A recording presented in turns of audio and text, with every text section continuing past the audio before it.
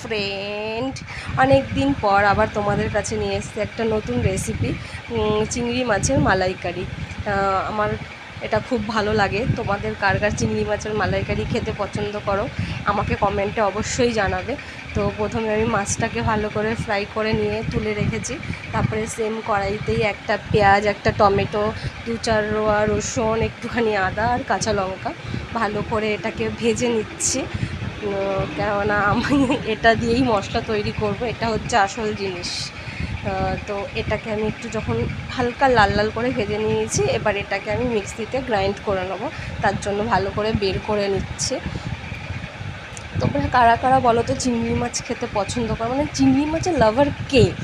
আমার তো খুব ভালো লাগে। তো এর জন্য আমিও চিংড়ি মাছটাকে একটু বেশি পছন্দ করি।